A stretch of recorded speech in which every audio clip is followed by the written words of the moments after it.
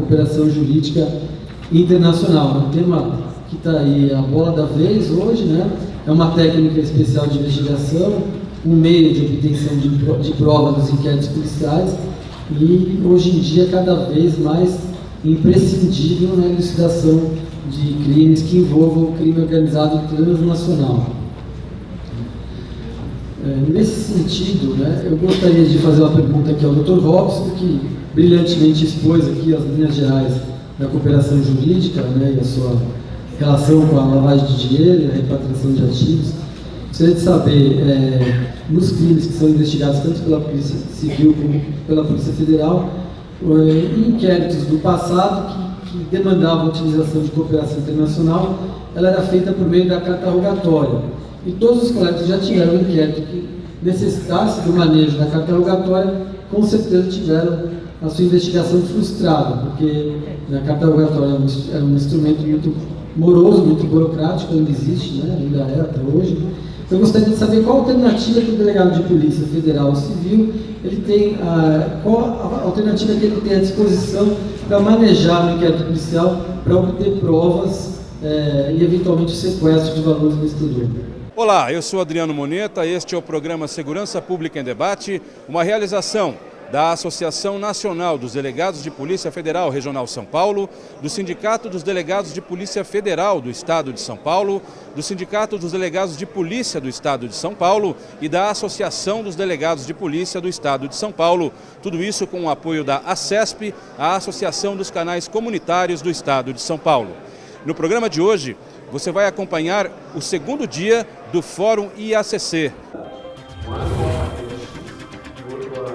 O programa Segurança Pública em Debate de hoje começa falando do painel número 5, que falou sobre um assunto muito importante para as polícias judiciárias, Lei Orgânica e Constituição Federal.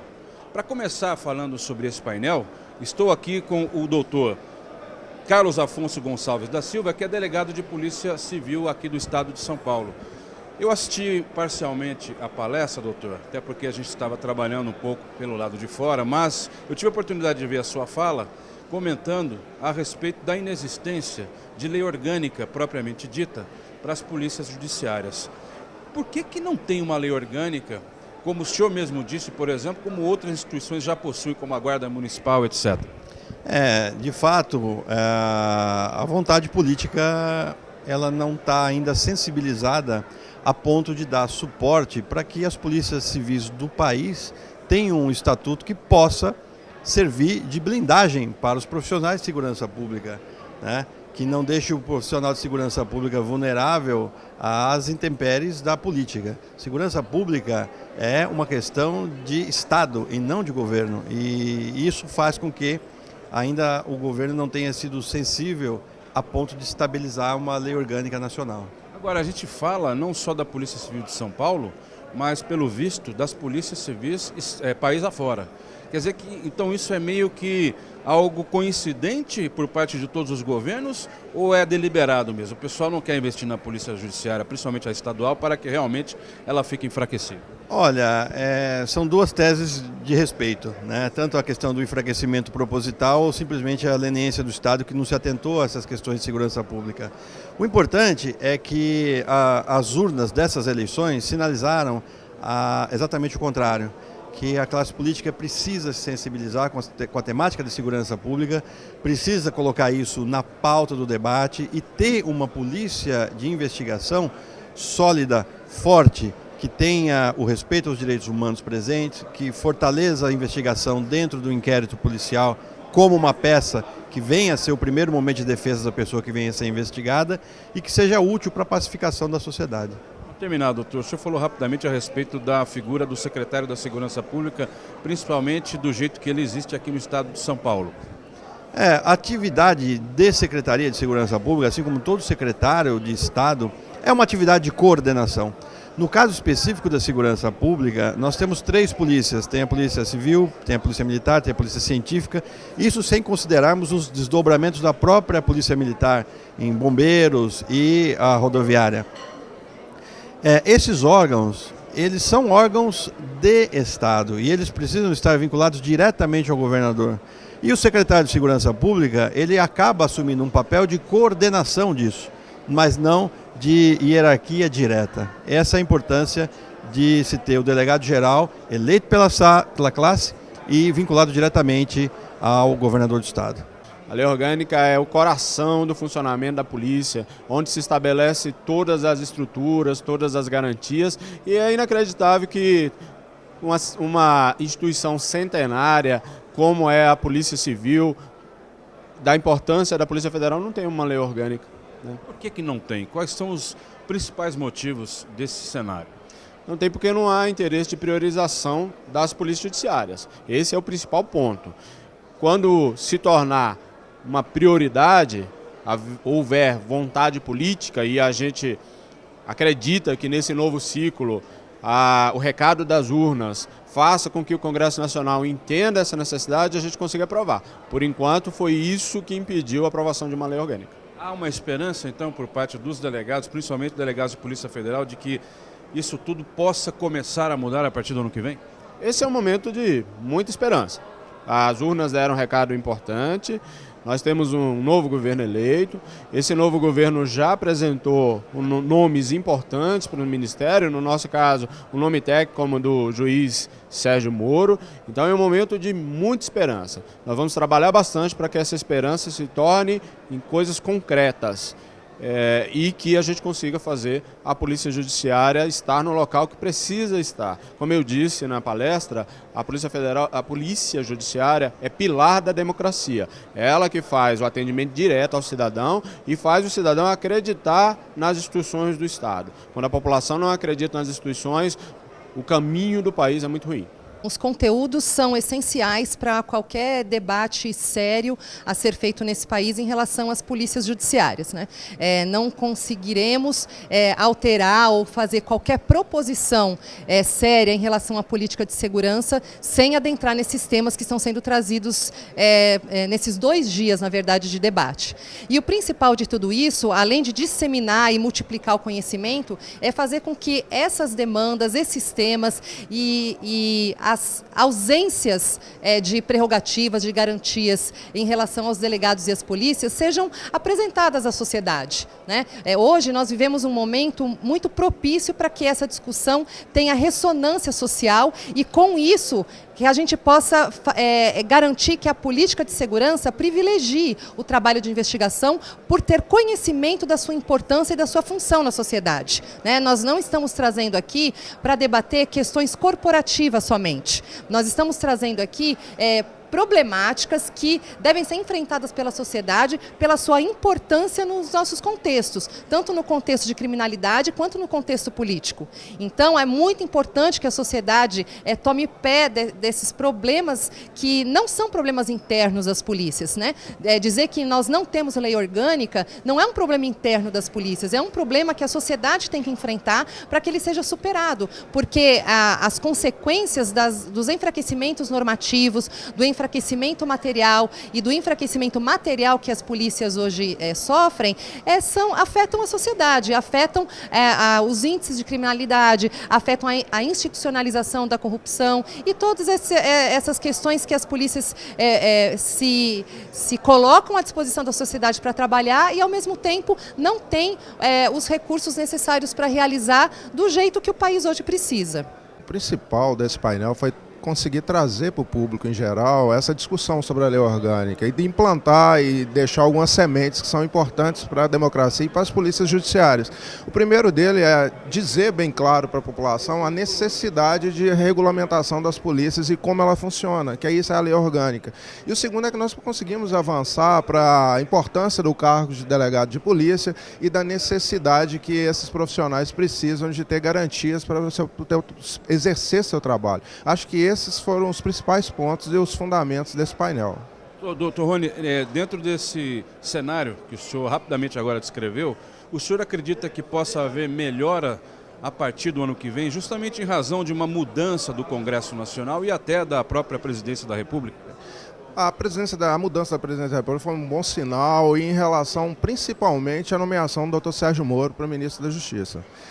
Nós esperamos e temos grandes indicativos que o Dr. Sérgio Moro quer promover esse fortalecimento das polícias. Eu acho que o principal dele é o estabelecimento das leis orgânicas das polícias judiciárias. Eu acho que ele vai entrar nesse debate e vai trazer ao Congresso Nacional também esse tema muito importante para dentro do Congresso. Então a esperança dos delegados hoje no Brasil, ela está bem aflorida nesse cenário.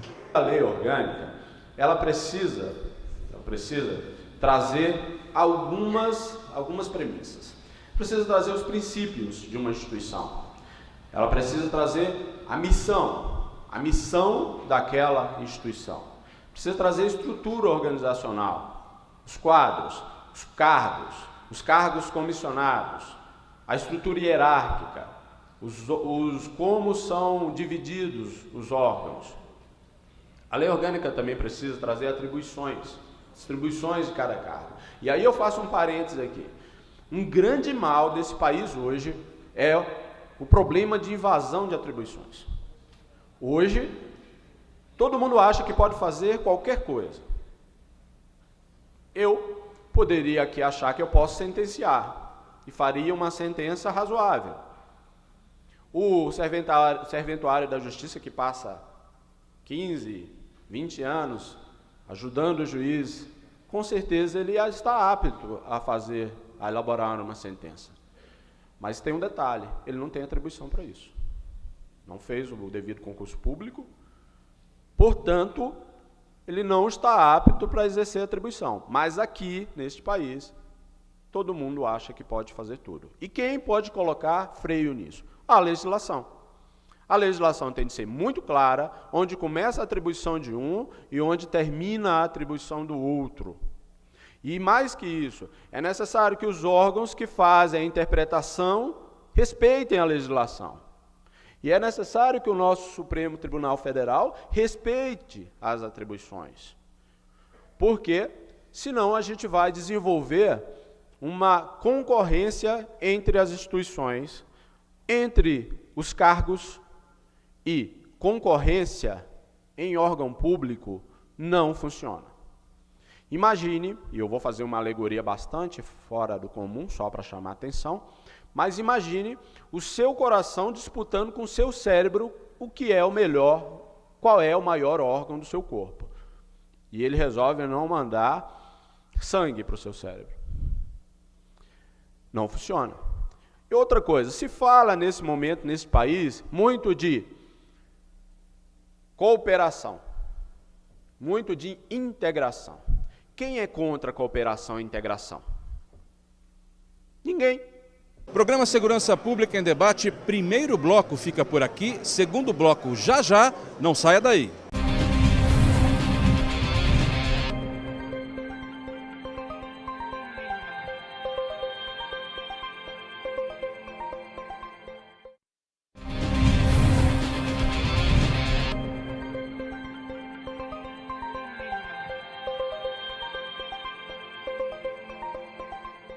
Olá, este é o segundo bloco do programa Segurança Pública em Debate de hoje, em que estamos mostrando a você o segundo dia do Fórum Nacional de Inteligência Aplicada para o Combate da Criminalidade, o Fórum IACC. O programa Segurança Pública em Debate agora vai falar um pouco sobre o painel número 6 do segundo dia do Fórum IACC. O painel cujo tema foi Novas Tecnologias para a Segurança Pública. Para falar sobre este assunto, eu vou começar com o doutor Luiz Fernando Zambrana Ortiz, ele que é delegado de Polícia Civil e trabalha no DIPOL. Doutor, o que a gente pode falar rapidamente para o telespectador do Segurança Pública em Debate sobre essas novas tecnologias a que o senhor e os outros participantes do painel se referiram hoje? Bom, eu acho que é um momento importante para a polícia, porque nós estamos passando por uma grande fase de modernização. Então, e tudo isso daí vai acabar impactando na forma como a polícia trabalha.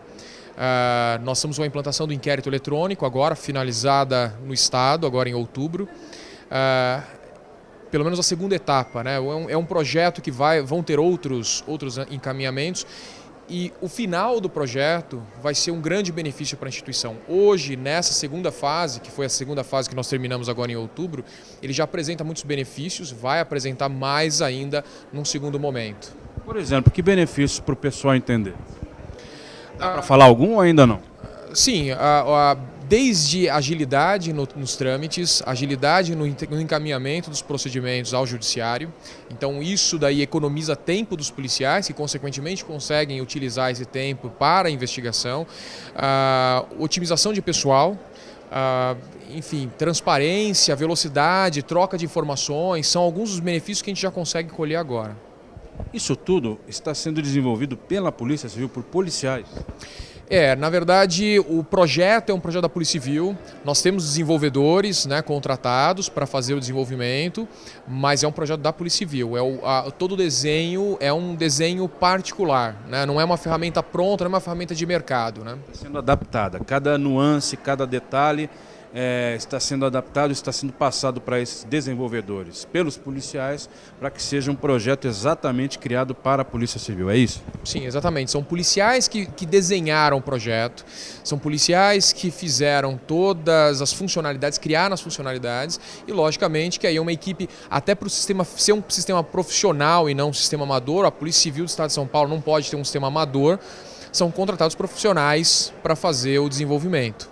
O que é um inquérito eletrônico, para o pessoal entender? Primeiro, um inquérito é toda a parte documental e processual da investigação, é isso? Exatamente. É onde é materializada, onde é inserida todas as provas que são colhidas durante a investigação. Grosso modo, doutor, a papelada, que todo mundo está acostumado a ver, aquele calhamaço de papel. E inquérito eletrônico pega toda aquela papelada e põe para dentro do computador, é isso? Grosso modo, sempre grosso modo. Sim, é uma das funcionalidades, né? Eliminar aqueles volumes de papel, eliminar essa parte, essa papelada da Polícia Civil. Então, só de fazer isso, ele já logicamente traz benefícios, inclusive econômicos, né? Nós temos o Estado de São Paulo a Polícia Civil do Estado de São Paulo produz 400 mil inquéritos por ano. Só de impressão, esse volume acaba dando mais ou menos um custo anual, só de impressão, de 16 milhões. Então, 16 milhões de reais por ano imprimindo papel. Exatamente. Então, esse custo desaparece nesse momento, né? Então, esse custo desaparece, então é um benefício também que a sociedade tem de forma paralela, né? Não é direta, mas acaba tendo benefício da economia também. Agora, doutor, o senhor falou 400 mil inquéritos por ano, não é? Tudo isso eletrônico, dá para pensar já, ou já está até em desenvolvimento, e os senhores podem ou não falar, em algum outro programa, ou algum outro processo lá dentro, eletrônico, de, por exemplo, juntar informações, fazer aquela base de dados, uma falar com a outra, para de repente facilitar o trabalho ainda mais da polícia investigativa? Sim, sem dúvida. Desde o início a gente sempre fala que o projeto do inquérito não é e nunca foi somente economia de papel. A gente quer dar eficiência para a polícia tanto na parte cartorária, que é o objetivo dessa fase que nós estamos agora, mas também melhorar a investigação, apresentando insights, fazendo cruzamento de dados, enfim. Isso tudo é possível hoje graças a ferramentas de inteligência artificial que nós vamos poder utilizar nessa próxima fase do sistema de inquérito. A Polícia Civil do Estado de São Paulo vem investindo maciçamente na qualificação dos policiais e o que fica um alerta para a sociedade. Qualquer tipo de atividade criminosa que venha a ser realizada, principalmente no cenário digital, a Polícia Civil daqui do Estado de São Paulo está se qualificando e vai dar uma resposta de pronto. A sociedade pode ficar tranquila quanto a isso. Dentre vários meios que a Polícia Civil utiliza para combater esse tipo de crime, saiu recentemente até na imprensa a tal da cerca eletrônica, que o senhor se referiu lá para o repórter do jornal O Estado de São Paulo. Eu queria que o senhor explicasse rapidamente para o nosso telespectador o que vem a ser isso e por que tanto sucesso. Pois é, o nome dessa cerca eletrônica, na verdade, não deixa de ser uma coleta em fonte aberta. É uma grande análise nas redes sociais em que a gente verifica postagens georreferenciadas. O nome é feio, mas o resultado é bem positivo. A gente delimita um certo perímetro, dali à frente a gente passa a ter acesso às mensagens que os usuários estão postando. Informações abertas, veja, não é nada intrusivo, a gente não vicia os computadores, não invade conta, não faz absolutamente nada. É uma maneira especial de pesquisar, de ter acesso àquelas informações. dali à frente, a gente consegue verificar o que está sendo postado em determinada localidade.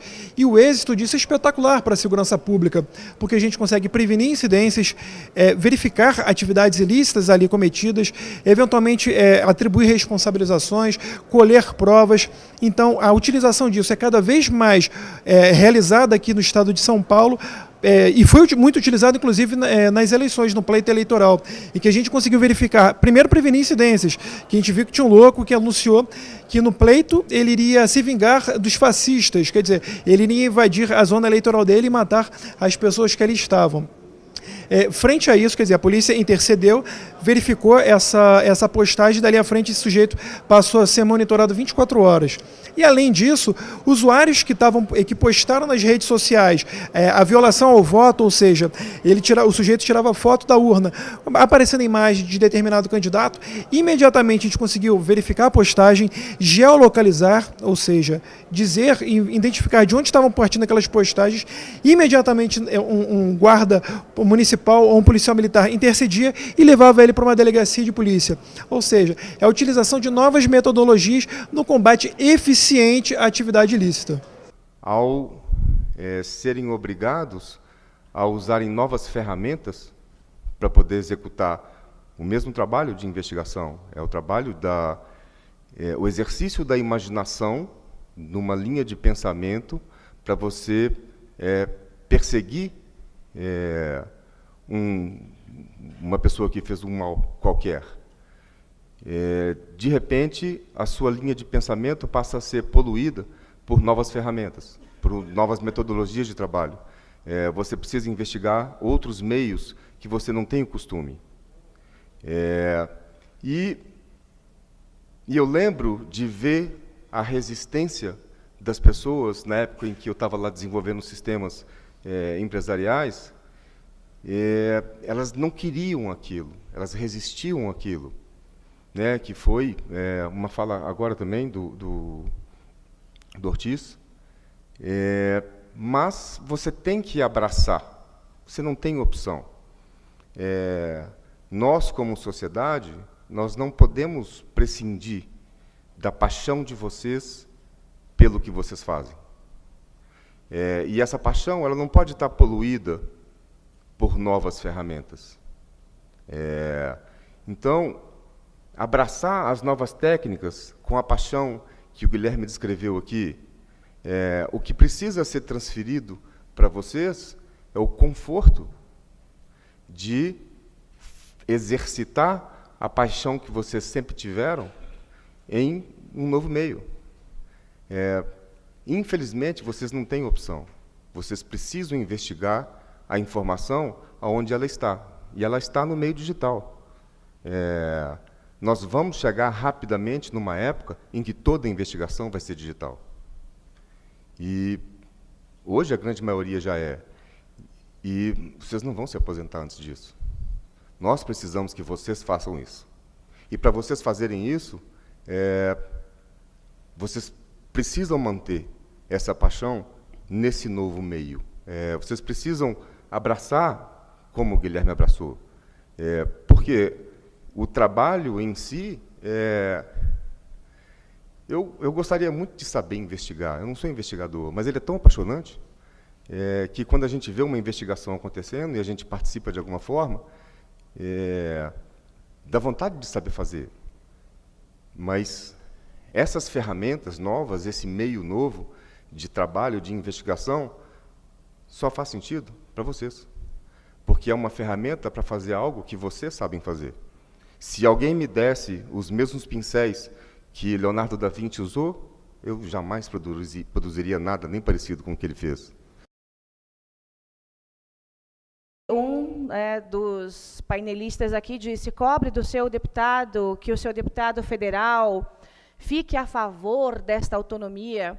Eu quero pedir assim, desculpas, mas eu acho que a gente tem que reformular essa frase.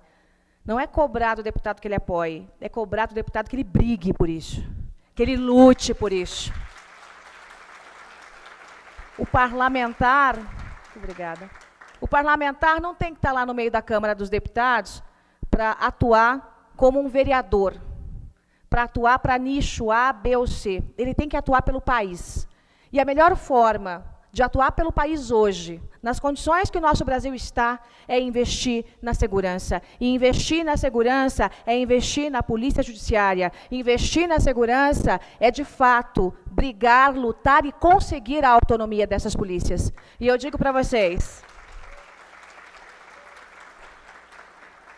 Eu digo para vocês que vocês não só podem contar comigo como apoio, mas podem contar comigo como uma leoa, brigando por essa causa dentro da Câmara dos Deputados, porque eu fazia antes.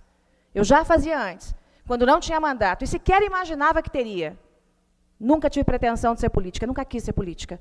Só entrei nisso porque o país precisa de gente decente. Só. Então, aquela moça que brigava por vocês enquanto jornalista, vai continuar brigando por vocês agora enquanto deputada e com esse peso de ser a deputada federal mais votada da história do Brasil, graças também a vocês. Porque eu sei que muitos policiais, muitas famílias de policiais lutaram por mim durante esse processo aí de mudança do país. Então, contem comigo, temos até um grupo. Comigo é assim, tudo funciona no grupo de WhatsApp. Então, já tenho o meu grupo com as polícias judiciárias. Quem quiser entrar, doutora Raquel, por favor, põe para dentro.